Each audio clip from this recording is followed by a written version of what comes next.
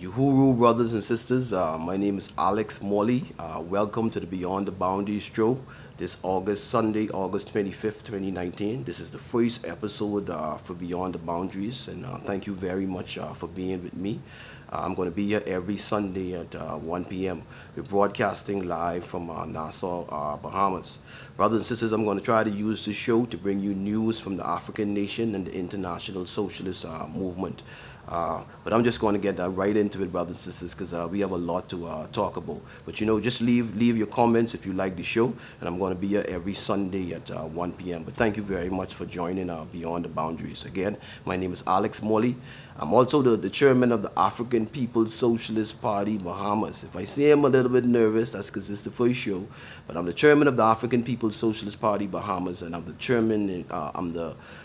I head up the front, the Caribbean front for the African Socialist International. That's the Caribbean and the South American front. So again, this is Beyond the Boundaries, the first show.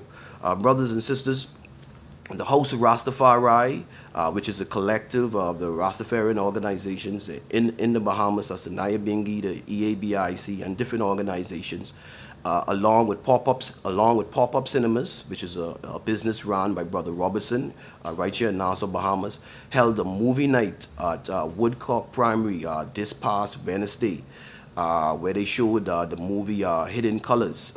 Hidden Colors is directed by Tariq Nasheed. It's basically a documentary. Sorry, it's a documentary on African history. I was there, brothers and sisters. The movie night was held at Woodcock Primary, which is on Hospital Lane. Let me just speak directly about the event itself. The event itself, I want to say definitely respect go to the host of Rastafari for putting out an African-centered event.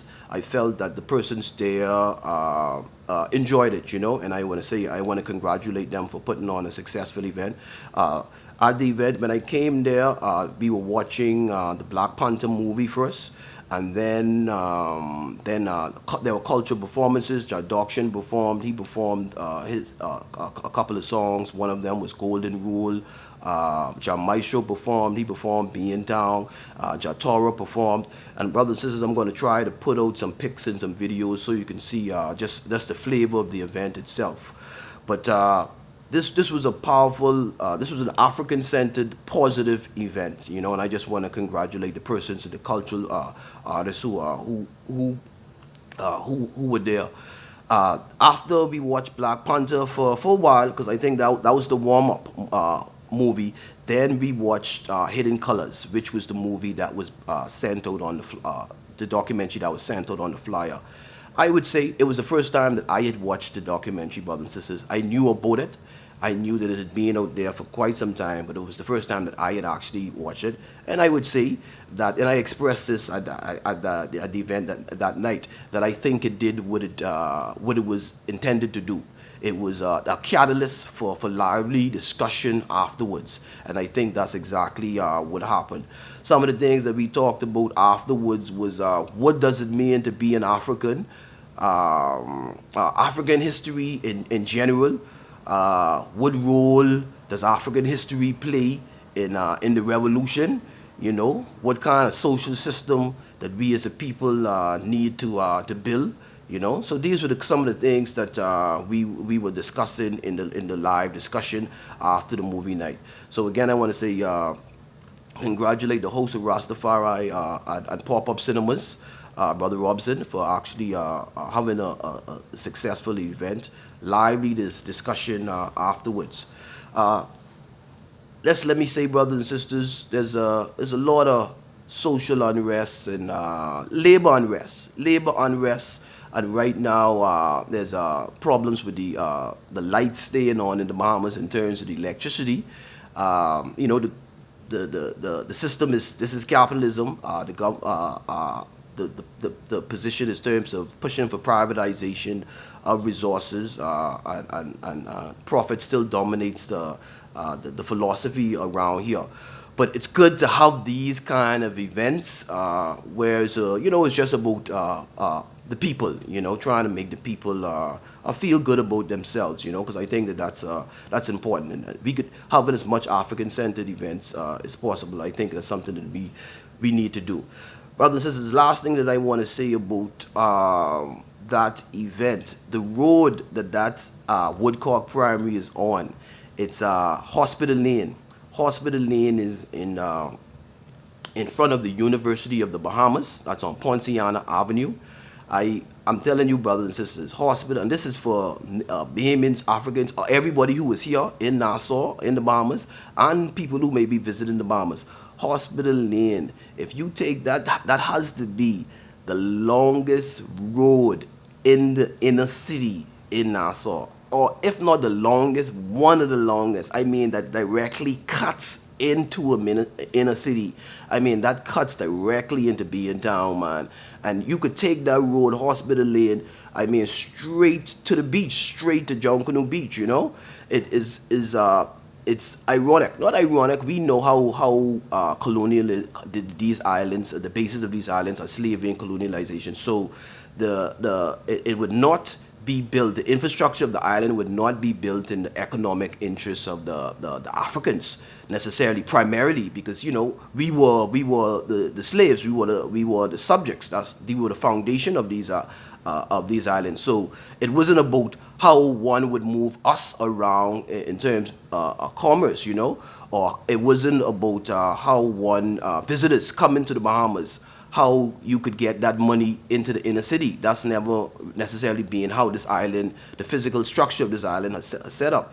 It's surprising that a road like that, they don't take that directly from Junkanoo Beach, and just have as much tourists going directly into being town. That road, that need to be a highway, man. Seriously.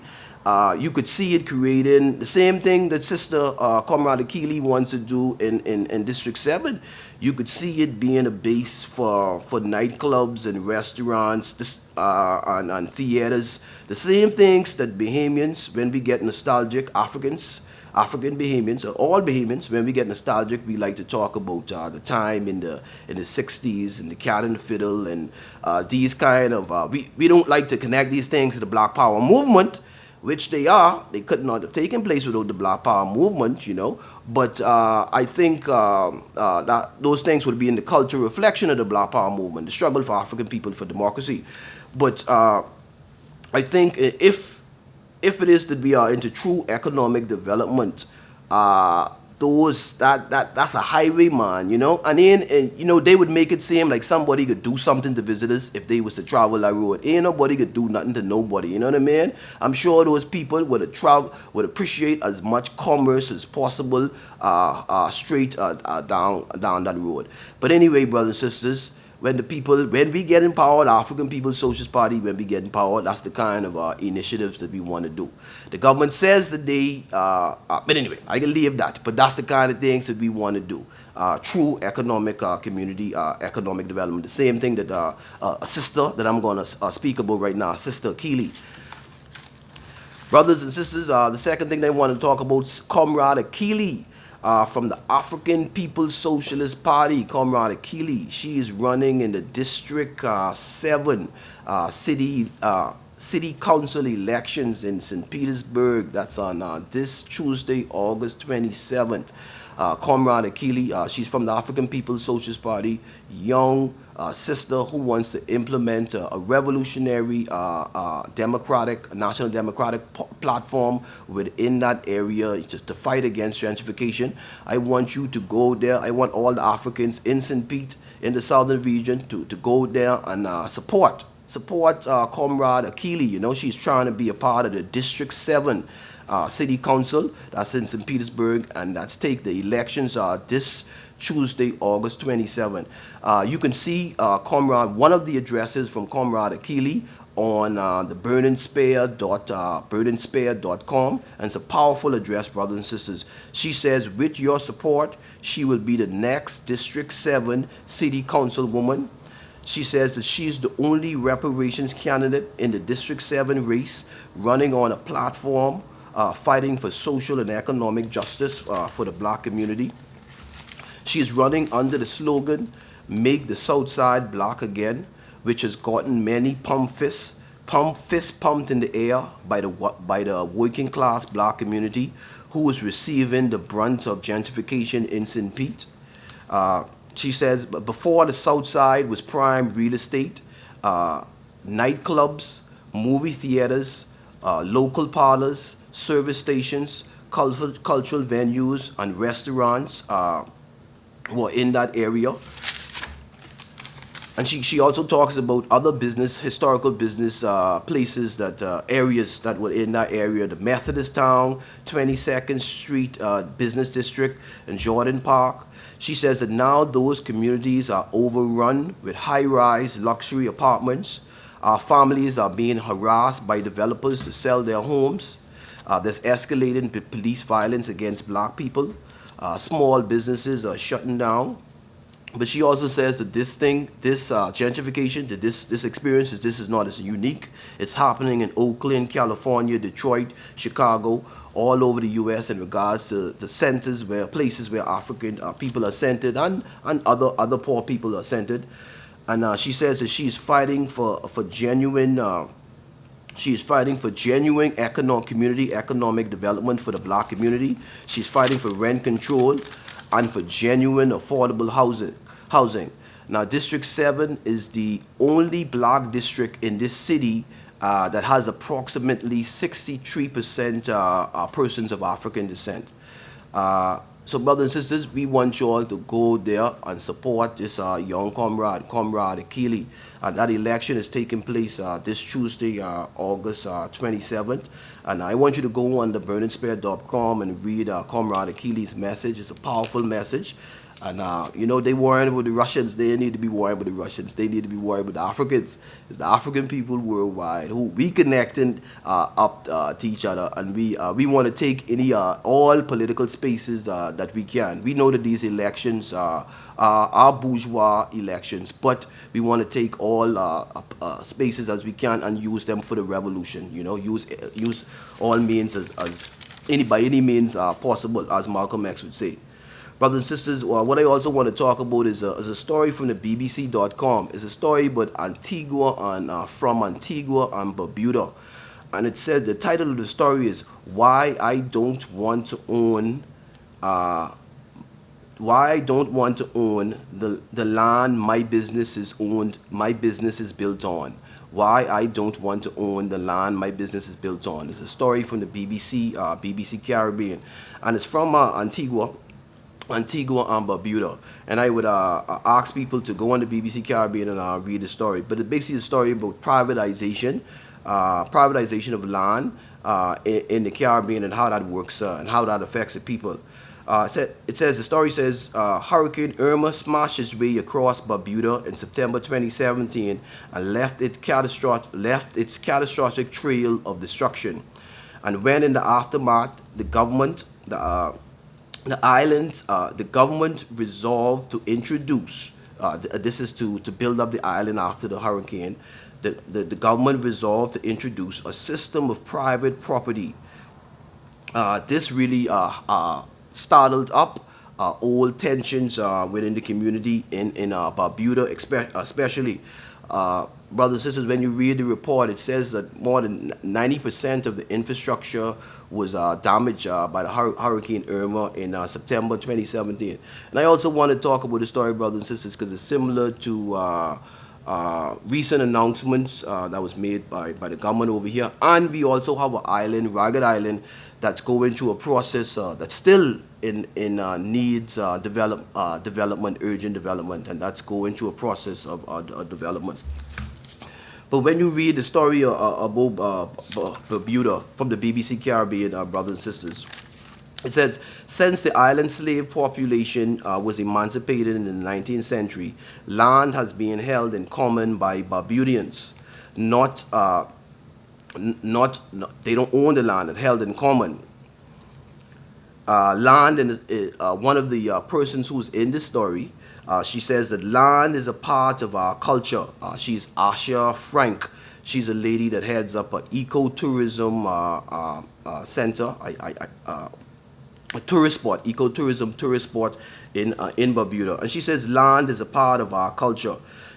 She says that because Asha Frank, because she didn't have to buy the land, she was able to establish her ecotourism business without investing thousands of dollars. But the government has moved to now try to privatize the land. What the government in Bermuda wants to do, when you read the story, it wants to use foreign investor money. They want to use tourism to develop, to build back up Bermuda. And what this has done, this is caused people to start considering, well, if they use this method, this may lead to a rise in the price of the land. It may lead to the future generations of Barbadians not being able to afford land, and it just would into it would have a negative effect on the relationship that Barbadians have to their land, and it being historically held in common. And I want you all to read that story, brothers and sisters, because as I said, it's a story similar. It caught my eye because we going through Ragged Island, the situation with Ragged Island, and also the government also recently announced that one of the things that they wanted to do was to make sure that people in the islands, in the Bahamas, because we have somewhat of some of the islands have a common land tenure old system going on too. And what the government has recently announced is that they want to make sure that people have deeds for their lands, you know. But if people were to have deeds for their lands, and this is the same thing that the process that's going to happen in Bermuda with people being able to register the land and getting deeds for their land. Persons now are thinking, if it is that I get deed for my land, now I'll be in a position where I can go to the bank and I can borrow monies from a bank to build. But if you know the Caribbean, brothers and sisters, number one, the financial institutions, number one, they had an oath. And then number two, historically, generally it's been a parasitic relationship, you know, where the monies have more going outside to build the countries where they come from, where these international institutions primarily come from, and not to build where they are. So privatization, more capitalism, more of a profit motive. That's not tourism. Developing that island, starting on the foundation of tourism, I don't believe that's putting the people first. You know what I mean? You're putting in investors first. You're putting outsiders. You're putting capital first. That's what you're putting first. So that's one of the issues that a story that I want to talk about. Check that out on the BBC Caribbean, brothers and sisters. Another story that I wanted to talk about, brothers and sisters, is that recently there was an important meeting, and this is from LabourStar.org. LabourStar.org. You know, I'm always on that, Black Agenda. That's one of the sites that I'm on. The LabourStar.org is a site that brings you news from trade union news, labor news from the international world. There was a recent meeting of trade unions that was held in South Africa, and it was a meeting between garment unions from Ethiopia and garment unions in South Africa. So it was a north-south kind of collaboration. In that meeting, brothers and sisters, they talked about collective bargaining and negotiation, the process of negotiations, how they could make that process easier and how they could collaborate, use social dialogue to make that process more efficient. You know, making the process for workers to be able to negotiate more efficient. So, brothers and sisters, it was an important meeting, and it was held in Cape Town. And the meeting was held between the Industrial Global Union, that's the International Federation of Textile, Leather and Garment Workers Union from Ethiopia, and the South African Clothing and Textile Workers Union, and the Confederation of Ethiopian Trade Unions. The campaign the campaign was to improve the living wage in Ethiopia. Right now, the living wage for garment workers in Ethiopia, it says that from this report, garment workers in Ethiopia make the less than $30 US dollars per month. That's for garment workers in Ethiopia. Garment workers in South Africa, and we call South Africa Azania. Garment workers in Azania make on average $230 per month, as compared with the garment workers in Ethiopia, who make $30 US dollars per month. But both of these countries, brothers and sisters, the garment industry is an important industry, and 80% of the workforce in Ethiopia, the garment industry in Ethiopia, and the garment industry in Azania, South Africa, is made up of women. 80% of it is made up of women. So one of the things that they were discussing during this meeting, it's important for all of these garment facilities to have maternity benefits, child care facilities, maternity benefits and child care facilities. These should be accessible in all of these facilities. It says that recently, in the last last several years, Ethiopia has been an attraction for garment manufacturers. More than 70 garment manufacturers from China, India, Sri Lanka, have set up factories in Ethiopia to produce garments for Western brands. And the things that they are attracted to is the lower wages and the young workforce. But brothers and sisters, I wanted to mention that story because we are just watching Hidden Colors, and in Hidden Colors, they was talking about so much the Africa's excellence in the north and in the south. Sometimes people is only concentrate on the south, on the north, but in the south too, there were great pyramids and kingdoms, and I remember reading stories in African history, John Henry Clark and different historians, where they would actually link said that the north people, the people in the north, the Ethiopians, actually linked their historical history to the people in the south. People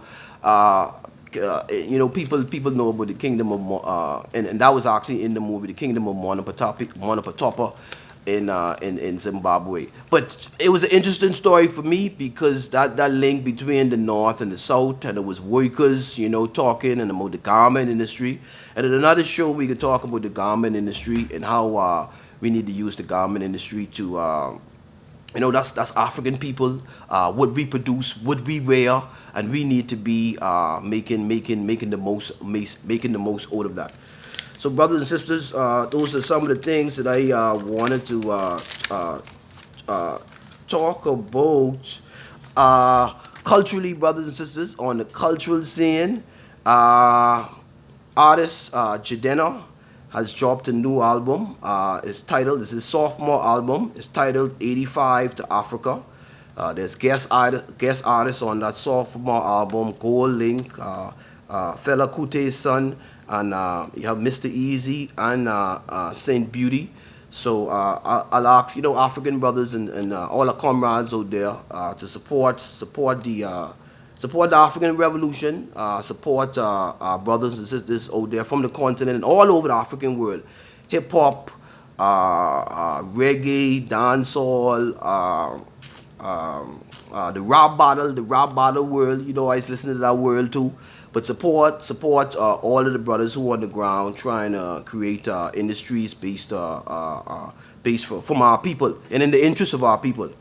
Brothers and sisters, the last thing. So that's from a little bit that I wanted to say about the culture, arts and culture. There's also, African Food Festival. There's an African Food Festival that's taking place in Berlin on August 31st. So be on the lookout for that. African Food Festival in Berlin on August 31st. It's taking place August 31st and September 1st. So be on the lookout for that. So that's what I wanted to say about African culture, brothers and sisters. And the last thing I wanted to say is just a little bit about Africans in the U.S. and the colonial relationship that they have, how the colonial relationship is expressed, reflected in the sports world. And when I say sports, I talk about all activities, all sports, not only basketball, football, soccer, what is called football in Europe, but all sports. Anything that we do, any activity that we do is production, is producing. That's how we look at it. That's producing. Any activity that you do is producing. So African people taking control, having the destiny over how we produce and what it is we produce and getting the value out of what we produce. That's very essential to us, and sports is a part of that process. So I just wanted to mention briefly, in my own opinion, some of my opinion on what's going on in the U.S. in terms of African Americans and how their colonial relationship is being expressed in the sports world. And I ain't get into any different characters and stuff like that. But I see that, in the football world, the brother Colin Kaepernick, you know what I mean, taking a particular stand on, on the side of the people, you know what I mean. Daily, the police, the relationship that the police have with Africans in the U.S. That's because they exercising their power, or the power that they used to have, historical power that they used to have over their workers, over their subjects, over their slaves. So when you see on social media police coming up to you and slamming your head against a car or something like that, or the violence, that's because that's a historical thing that comes from a basis. They're exercising their power over their slaves. And it's not to say that it can't be stopped. That's what we all about. We all about creating a new system and a new world. And he stood up. His protest was against those things that are happening. And then there's other things that and he was blackballed. Out of the system. From the NFL, and this is a quarterback who was only a couple of years ago, man. That's only a couple of years who was in the Super Bowl. So that's how I look at it. How a quarterback who was only in the Super Bowl a couple of years ago, how he ain't playing right now, And then you have the thing that happened with what happened in the championship with the Golden State Warriors and in the Toronto when Kyle Lowry, that he was pushed by an owner. He could only be the owner could only push him because like, as I said, it comes from it comes with a colonial relationship that whites and Africans would have had with each other. And then you had the recent thing with LeBron James, the king, and his his friend Rich Paul, his friend being the NCAA actually coming together and saying that you would need a bachelor's degree to now be an agent to be an agent of their players who are the NCAA. They came back afterwards and they took back that regulation that they wanted to put in, but that was an issue. Brothers and sisters, as I said, all of these things would be a reflection of the colonial relationship that African people in the U.S. would have with the state and with white power, and that's just being reflected in the sports world. In other worlds, is expressed reflected in other ways, but that's just being reflected in the sports world. What I would say, brothers and sisters, same thing for all African people, self-determination. You know what I mean? We got to build our own organizations, you know what I mean? And we got to own our organizations, and we got to build self-determined. We have to have self-determining relationships too. Not that we only us could do it, but we could have self-determining relationships where we choose the people who we want to build. But we got to build our own organizations, build our own sports organizations, brothers and sisters out there. And the people who I say this to know who I say this to. So I ain't got to say. Out there is a whole market of African people who are in that world of producing too. Africa, man, you see in the NBA finals, you know what's going on. That's straight through Africa. We have that sports activity in our people in the Caribbean. But you know what happened in these places, brothers and sisters? The petty bourgeoisie would never invest in the sports, in sports or in the arts or in culture, because these societies are truly built off only making a profit. So doing things that would be for the general interest of the people, that's not necessarily something that the bourgeoisie or the petty bourgeoisie would invest in. So there's a whole market of Africans out there in Africa and in the Caribbean who want to make, who are open up to making relationships to build international sports leagues and put sports the way it need to be. And I say in this, brothers and sisters, because, you know, us in the Bahamas, we watch a lot of sports, you know, African-American sports, you know. So, you know, and like I say, self-determination, we define the question for ourselves.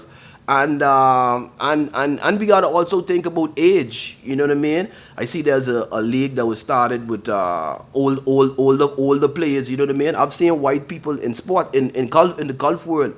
White men is play golf till they 50 and 60. African people gotta define not only the relationships, who we can build relationships when we building these productive new systems, but how long we gotta say when we could stop or when we could start. You know what I mean? Not, you know, right now capitalism is all around the world telling people when they how long capitalism right now wants workers to work until they 75 before you get a pension. That's some of the things that's being put on the table around the world. That's what they want. That's how much sweat and blood they want to get out of the workers. So it's up to y'all not only to determine your own institutions and build your own organizations, and y'all have the market to do that straight through the where y'all is in your communities, Africans is in the Caribbean, straight through Africa. The potential to build up sports is there. And we have to define things like age and all of that too, because, you know, we're trying to build our own position on these things, but not by ourselves, but do it for the general benefit of the world. So, brothers and sisters, the last thing that I wanted to talk about was just some brief community announcements. I know that the Nyabingi, just some brief community announcements, brothers and sisters. The Nyabingi is having a Rastafari culture cookout. That's August 31st. And that's on Palima Street, brothers and sisters. That's off of Nassau Street. Palima Street, off of Nassau Street. It's called Bongo Field Marshall and the Brethrens presents Rastafari Culture Cookout. And that's August 31st. That's Palima Street, off Nassau Street. I just want to say enough respects to the brothers and sisters in St. Lucia, Toronto, New York, all over, who are having Marcus Garvey celebrations in August, brothers and sisters.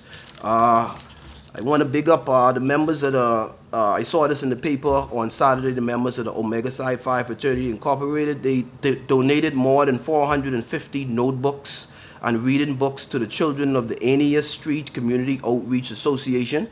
I just want to say big up to the members of the host of Rastafari Fraternity Incorporated. I saw that in the ad on Saturday in the Guardian, and that was a good story. And I also couple of last things. The International People's Democratic Uhuru Movement is holding a convention, brothers and sisters, and it's in St. Louis, Missouri. St. Louis, Missouri. The International People